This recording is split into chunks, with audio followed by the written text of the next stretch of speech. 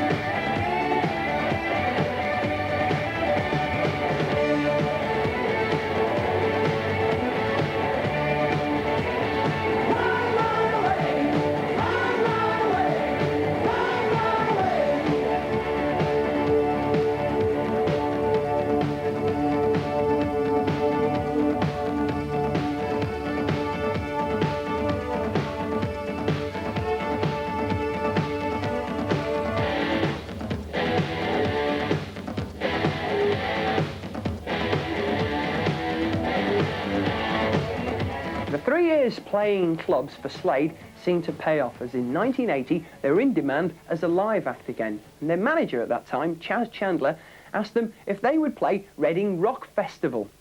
There was one problem, however. It was not widely known at the time, but Slade had in fact split up. Well, we more or less had split up, hadn't we? It was a bit rocky. We hadn't sort of like really seen each other for a month or so. We hadn't done anything, recording or anything like that, and then I got a call off Nod to sort of say we'd been offered like the Reading Festival. I thought, what? You know, it was like, it was Ozzy Osbourne had dropped out, and we were offered like his slot. And so we haven't worked together, haven't played together for God knows how long. That's right, yeah. And he said, well, you know, what's wrong with that? You know, we can just have a few days rehearsals and go on and do it. I said, okay then. And he said to me, he said, well, Dave's the only one that's really against it. Right. And he got talked into it. And we literally had a few days rehearsals and went and did the show. We were struggling in 1980 because we couldn't see any light at the end of the tunnel. The radio weren't playing any of our records. You know, we were getting no TV, we were getting no press coverage. We were just banging our heads against a brick wall, except on the live side of things. And I suppose we did come to breaking point just because we just didn't think we were going to crack it. But of course, when Reading happened, that changed. People sat up and took notice of us again. It was a bit of a situation where, I mean, I've got to compliment Chaz in a way, because Reading Festival was something that I was opposed to doing. Chaz taught me into doing Reading Festival, because we'd done all these dumps and clubs, you know.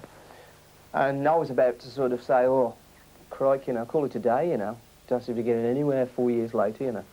And he said, well, whatever you do, do this gig, you know, because it's a big gig, 40,000 people. And even if you wanted to wrap it up at the end of that, wrap it up in a big way. So I agreed to do it and went on. And of course, the story goes, doesn't it? You know, wrote about When a Storm, brought us right back into the scene again. People were there, and it was just a great feeling, you know.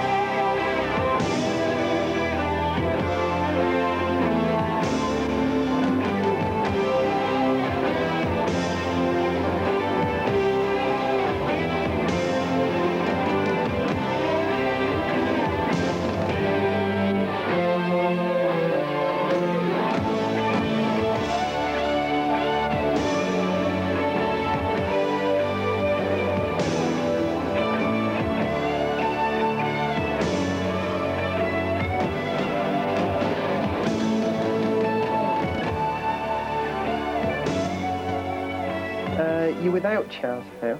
Yes. You're managing Well, we've been out- yourselves.